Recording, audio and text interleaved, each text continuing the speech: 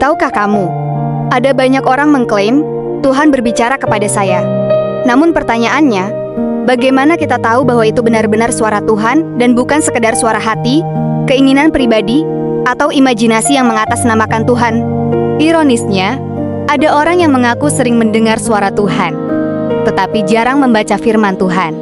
Mudah berkata, Tuhan berkata kepada saya, namun sulit menunjukkan bahwa apa yang dikatakan selaras dengan Injil. Firman Tuhan mengingatkan kita semua di dalam 1 Yohanes 4 ayat 1 yang mengatakan, "Saudara-saudaraku yang kekasih, janganlah percaya akan setiap roh, tetapi ujilah roh-roh itu, apakah mereka berasal dari Allah." Setiap suara yang mengaku berasal dari Tuhan harus diuji dengan firman-Nya dalam Injil.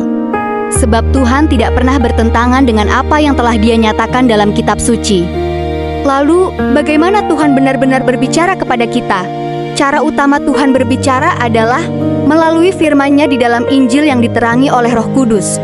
Dan tentunya Roh Kudus tidak memberikan wahyu baru yang bertentangan dengan Injil itu sendiri, melainkan justru menolong kita memahami, mengingat, dan menaati semua perintah-Nya. Pastinya Injil bukan sekedar salah satu cara Tuhan berbicara, melainkan standar untuk menguji semua suara yang mengatasnamakan Tuhan. Doa, nasihat rohani, mimpi, atau keadaan hidup bisa saja dipakai Tuhan. Tetapi semuanya harus diuji oleh firman. Suara yang berasal dari Tuhan akan selalu membawa kita semakin taat kepada kitab suci, bukan semakin bergantung pada pengalaman pribadi. Jangan mengejar suara yang terdengar luar biasa, tetapi kejarlah pengenalan akan firman Tuhan. Semakin seseorang dipenuhi firman, semakin ia mampu mengenali suara gembalanya. Sebab Tuhan tidak pernah berbicara bertentangan dengan firman-Nya. Jika suara yang didengar bertolak belakang dengan Alkitab, maka yang harus diragukan bukan firman Tuhan-Nya, melainkan suara itu sendiri.